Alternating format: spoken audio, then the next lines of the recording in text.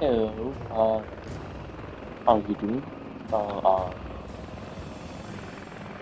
Sorry, it's really early in the morning, so, and I got people there, so I gotta not be too loud. But, before we really get into this, and, like, stuff, um, oh man, it's been so long since I played this game at all. Controls. Anyway, so, I, okay, I kinda like the UN, right? I think that, like, they're not most effective at all times, but, like, they try, right? They they're like I don't know. So it makes me kind of mad to see all the misconceptions about the hero. For reference, okay, this isn't like a really okay. This isn't like oh yeah, I'm like mega expert on the UN and you should all listen to me. But um, I did take a modeling class, so I know a good amount about their protocols, how the UN works and operates. So I'm not a UN mega expert that knows everything there is to know, but I do have some minor experience. Like I know some base knowledge, and it makes me really sad to see all these misconceptions about how the UN works, and like people like bashing the UN over stuff that is out of their control. And this isn't political; it's on both sides. I've seen people on both sides of the American political spectrum like bashing the UN over stupid stuff. Um, and I just don't like seeing that, and I'm gonna explain why. So I'm gonna go over some talking points that I personally heard, um, and why they're not dumb. It's good to ask questions sometimes, but why they aren't true and not something you actually have to worry about. Um, so I think the first one that comes to mind, this is unscripted video, so this is just the first thing that comes to mind, is this this one is normally on the right side of the spectrum. This is a talking point that I've seen people on the right side of the spectrum argue, and that is it's a pretty common one. Um, the UN is going to take our guns away. That no, they won't. Um, I'm not. I mean, I've heard that they passed a working paper that bans small arms or something like that. I never actually read that. Okay, I guess if it's passed, it's not a working paper; it's not a resolution. That's technicalities, though. Um, if I've heard they passed a resolution that did that, I'm not sure if it's true. Um, I mean, I and frankly, it doesn't matter. And I'm going to explain why.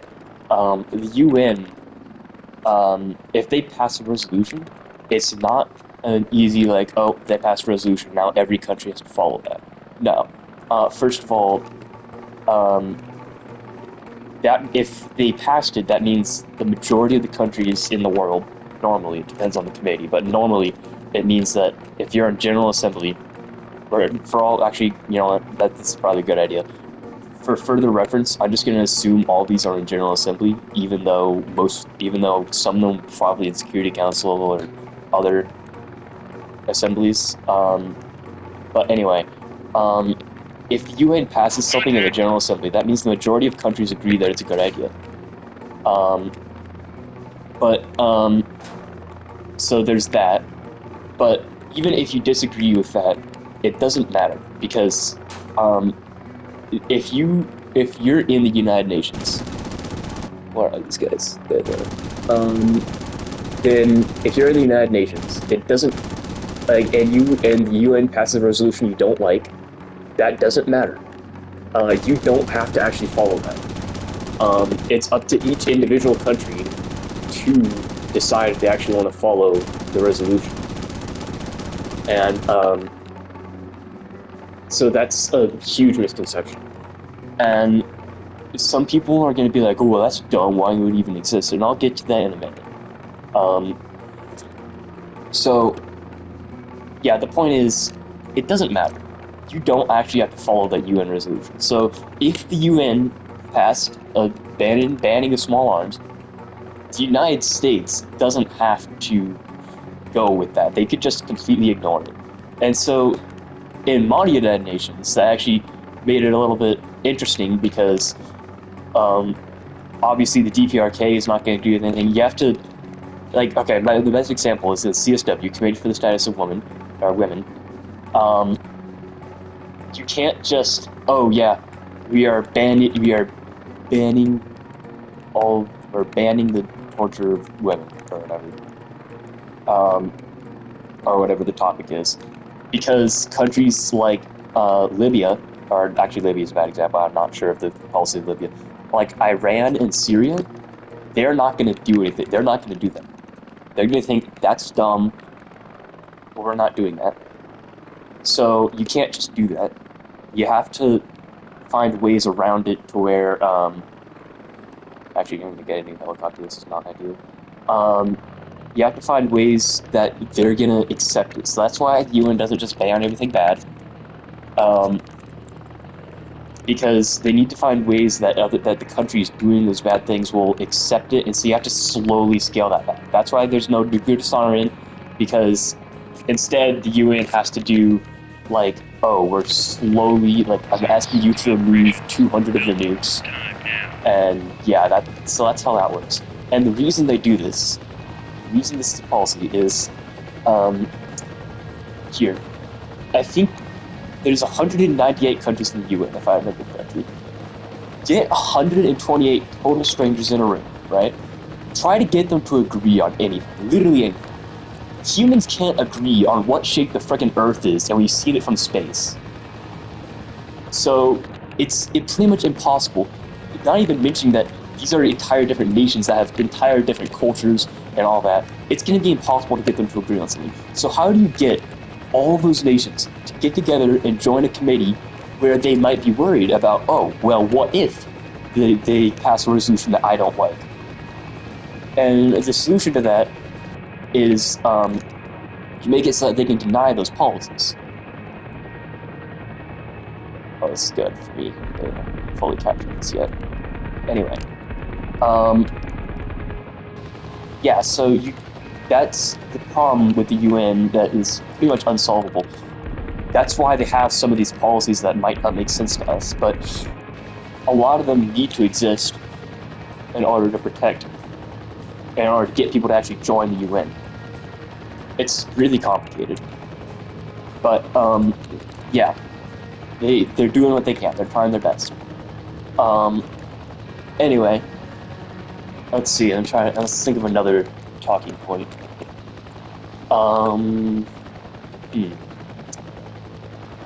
Like I said, this video is unscripted, so just kind of yapping and going on until it stops.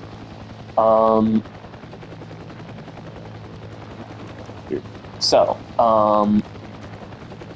I probably think it's something that less says. Oh, right, okay, here. UN is completely useless, and it doesn't intervene in genocides. While that's partially true, there have been some genocides that the UN hasn't intervened with. That's also back to the same reason of, oh yeah, okay, it's not exactly the same, but in order to get people to join, the UN has to find a balance between getting people to join, but also still having a good amount of power to actually do things. I think I might be screwed here. Oh, there you go. Anyway, so that's. Oh shoot! Whoa, that was pretty bad. So yeah.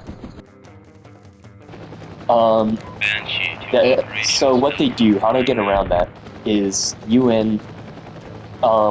As far as okay, I'm doing terrible. Let's say hypothetically there's a genocide in, say, we'll do Libya. We'll do Libya. Libya has a genocide going on for whatever reason. no political reason behind this. This is just a completely random country that I picked. Libya has a genocide. I don't know why. Let's just say it does. Libya also, normally, when they're not in a genocide, doesn't want the UN to intervene. So the UN has very strict rules on when they can do power. So what they're doing, what happens then is only 2 committees can actually deploy peacekeepers or go. Or I'm not even sure if they can go to war or like go into war, but if they could go into war with a country, I don't think they actually can. So anyway, and those 2 committees are Security Council and General Assembly 1, GA1.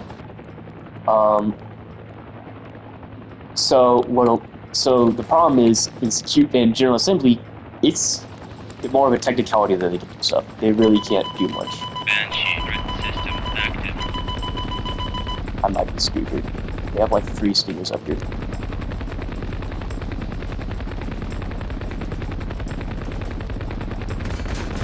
Banshee contact. Banshee going in. Yeah. So yeah. I'm just gonna wait for that repair timer to end. Yeah, so it's a Security Council. So we're gonna ignore the General Assembly because it's really weird how it's set up. But anyway, Security Council can pass peacekeepers. The problem with that, not every country is in the Security Council. The UN decided when it was created that the only people who should be in Security Council are deemed, quote, peace lovers. What does peace lovers mean? What does peace lovers mean, one might ask? Peacekeepers, or peace lover, I am so, okay. What might peace lovers mean, by chance? Well, peace lovers means, peace lovers means that it's a country that, okay, this is going to sound counterintuitive, but peace-loving countries mean a country that declared war on Nazi Germany during World War II. So Switzerland is not a peace-loving nation because they were completely neutral during the war. And of course, that has its flaws. I'm not, like, if you're a new country that just got added to the UN, of which there's a lot of, you can't possibly be a peace-loving nation because you didn't exist during World War II. But anyway, we're not gonna worry about that. So in addition to that, that means not a lot of countries are actually in Security Council. Let's complicate things even more, though, said the UN apparently. Let's say about 5 countries that can veto anything. And those 5 countries are, if I remember correctly, Russia, China, United Kingdom, United States, and France. So no matter what happens in the Security Council, if any of those countries votes no, then that working paper immediately fails. No questions asked. And that is my least, well, what the heck? That's my least favorite part about the Security Council.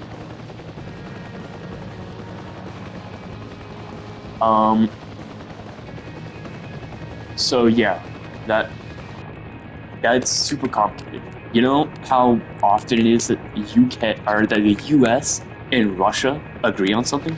Also, in case you're wondering, it was originally the Soviet Union, but they transferred it to the modern Russia. Anyway, never happens. It's impossible. They disagree on literally everything. They agree on nothing. So the solution.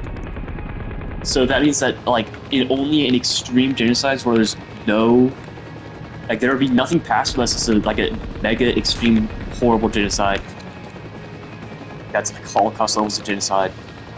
And also, there's no political sides being backed for the United States or Russia. Like, there's no involvement of first and second world countries, which a lot of people don't know what second world country is, but that's a topic for a later video. Actually, a lot of people don't know what first, second, and third world countries mean, but anyway, the topic for another video. I'm getting sidetracked. So that's why it's really hard for the UN to do anything in case of a genocide. It's because it's like they can't get anything done ever. It's difficult. And I'm going to reiterate this. Why would they do something that dumb? It doesn't make sense. Because they don't really have a choice. They have to get countries to join. There's no point in having an international organization if none of the countries join because they're afraid of getting a resolution passed that'll by a bigger, like a super big country. In fact, that's another caveat with the actual peacekeepers. In fact, this is going to be our next topic. Peacekeepers. Everyone says that they suck and they're useless and there's nothing they can do, and like they don't do anything. They only cause problems. That's not true. They have helped. They just don't do a lot, and that's because, first of all, peacekeepers, the UN soldiers. First of all, they have really cool uniforms. It might just be me. I think they just look really good. I love the blue vests and helmets. They just give you that sense of calm. Like they don't need to blend. Like every other nation is like camo. Like every nation, military nation, has like these camo to blend in. And UN peacekeepers, they're like, we're not here to blend in. We're here to fix the problem. So we're gonna wear bright UN blue. It's like sky blue. It's gonna look great, and it does look great. But anyway, the peacekeepers, they are not like, okay. First of all, peacekeepers can only come from non-P5 nations. So the P5 is what I mentioned before, the permanent 5 members of the Security Council: US, UK, France, China, and Russia. They all have power to veto. They're called the P5. I don't think I mentioned that. If I did, whatever. The P5, they exist. They cannot deploy peacekeepers. Peacekeepers cannot come from P5 nations according to the UN Charter. I think they have before, but that's besides the point. And the reason for that is if I'm a small third world country, which means I'm not third world country despite popular belief, does not mean you're an undeveloped nation. It means that you're not aligned with the US or the Soviet Union. So if you're not aligned with any big, large nations, and you just kind of want to not get involved, you're not going to want people, you're not going to want like all these huge superpowers sending, like, even if it's like they passed it in General Assembly, you're not gonna want this big superpower putting soldiers in, because even though they're there for a good reason, maybe, probably, it's also not, it's like, why would you want that? Like, some countries are worried that the like once the peacekeeping operation is done, the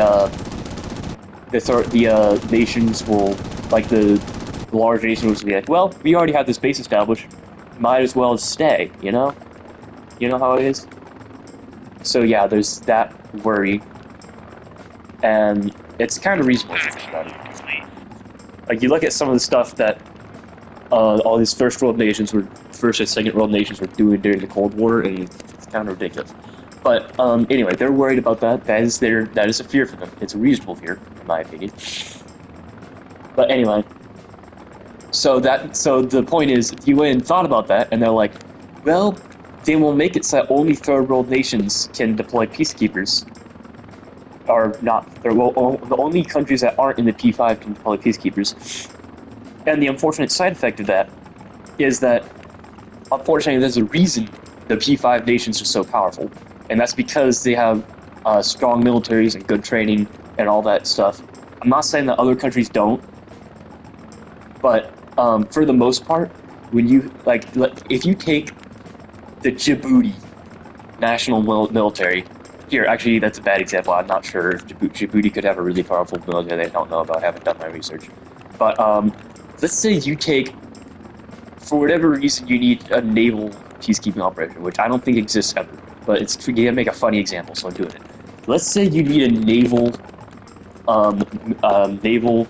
peacekeeper operation, like in the water.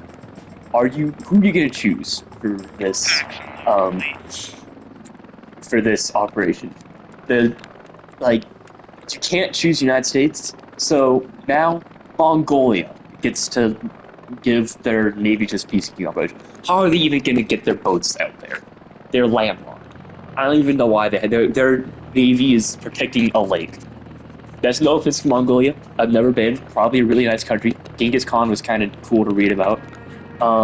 Anyway, yeah, like that's the downside of not having powerful peacekeepers. But you know, it makes people feel better. But that's not even the main reason. Peacekeepers can still be pretty powerful if used correctly. The problem is that like you could have the strongest peacekeeper force in the world. You could have aliens from friggin' Alpha Centauri or whatever the nearest galaxy or whatever. I think the nearest galaxy is Andromeda. You could have aliens from Andromeda with faster than light travel, like laser guns, friggin' mini nuke launchers from Fallout 4, and it wouldn't matter because that's not the point. Peacekeepers aren't there to conquer an entire nation. They're there to keep the peace, as the name implies. They don't, despite common belief, they're not like, okay, I'm trying to keep it even here, but if I'm being honest, the right hates the UN more than Democrats on the left. That's not necessarily a fault. It's not necessarily a good thing either. I think it's more of a fault, actually. Anyway, I'm gonna try to keep this non-political. So, if you, like, if UN, this is gonna go back to our first example. I was like,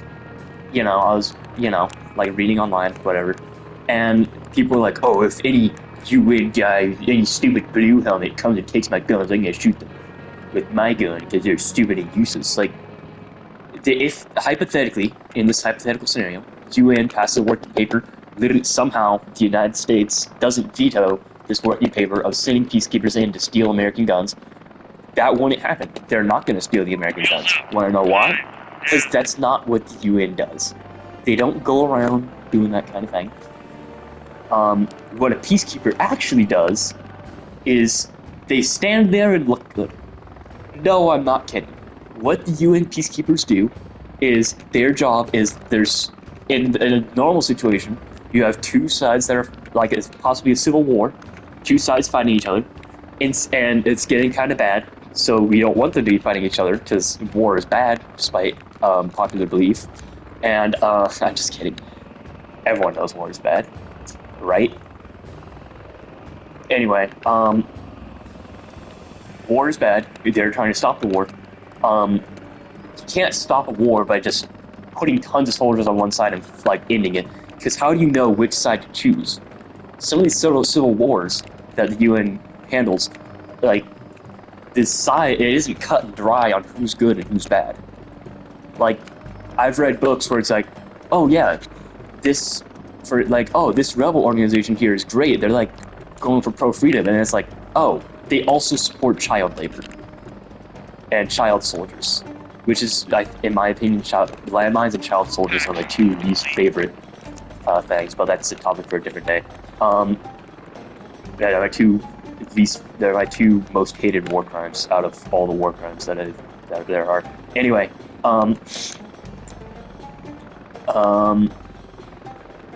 yeah, so what peacekeepers do, some of these lines are dirty. You don't know who to choose. You don't want to, like, for example, the United States supported, I think it was the Taliban, because before they were the Taliban, they were, like, good, like, they were anti-communist. They're, like, trying to stop communism. Who likes communism? You'd have to be an idiot to like communism. So, naturally, they sound like nice guys. In fact, they're in the I think it's the first Rambo movie, they had a post-credit scene that was like, oh, we support so-and-so rebel organization and freedom fighters fighting for their country. You know who that became? The Taliban.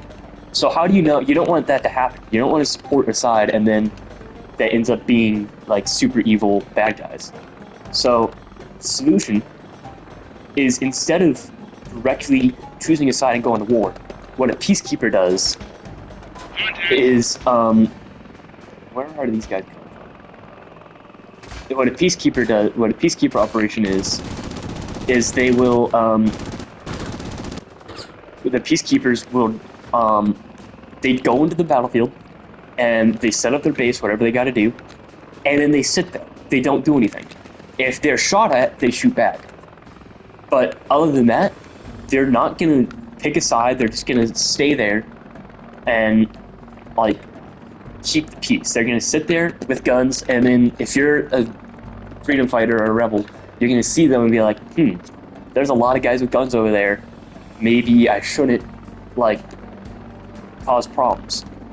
And I'm not sure how effective that is. I don't think it's that effective. But either way, that's what they do. And it's probably really hard to change the UN Charter, so it's probably not going to change. But anyway, yeah, that's like a huge problem with peacekeepers and why they don't intervene that much. And it makes sense if you think about it.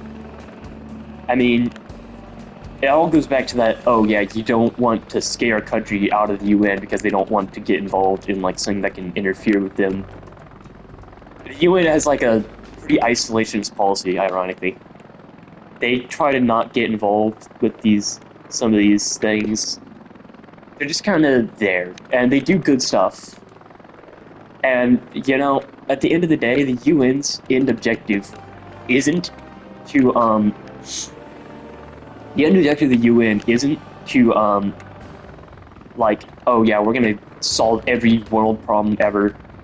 Their end objective is to stop World War III. That was the objective that they were tasked with. Nukes were created at the end of World War II, actually in the middle of World War II. They were like, okay, look, League of Nations was ass. I'm gonna make a video later about the League of Nations. But the League of Nations, absolutely horrible. Useless. Didn't do anything at all. This is like Theodore Roosevelt talking to friggin' Churchill. They're like, in the middle of World War II, there are this secret boat in the middle of nowhere, in the middle of the Atlantic. They're like, look, if you really think about it, the League of Nations was very bad and didn't work at all. And they actually possibly led to World War II. So we need a new one that's actually good. And you know what I'm gonna do? That's our solution to that is we're gonna just whoa. Threat system active. There we are. What we're gonna do is we're gonna make a better organization that's not as dumb, but also gets countries strong. And the objective and all the side objectives are gonna be all the UN side objectives are helping the world and like, you know, climate change, all that good stuff. But that's not what they're here for. Their primary purpose, the reason they exist, is to stop World War III. And considering last I checked, there hasn't been nukes flying, I think they've done a pretty good job. I mean, they're doing, yeah. Yes, wars have started. Yes, they could have been doing a little bit better on the side objectives. But at the end of the day, they haven't failed. They've gotten their main objective done so far. And you know what? If we're being honest, that's an impossible objective. They're never going to be able to complete this objective. It's physically impossible. No matter what they do, no matter how they operate, no matter what happens, it's going to be impossible to stop World War III forever because World War III. Oh, let's go. Perfect timing. I'm at the end of my speech. So, because World War III hasn't happened yet, and unless, like, okay, there's no stopping something forever. Like, this is something that you can't stop forever. And so the UN is doing a good job. And I'm tired of hearing people that say they don't. They're doing everything in their power. It's impossible to stop World War III forever because it hasn't happened yet. And you can't stop something that hasn't happened yet. You can help to prevent it and delay it, and that's what the UN's doing. And that is why the UN isn't as bad as people think. Thank you for your time.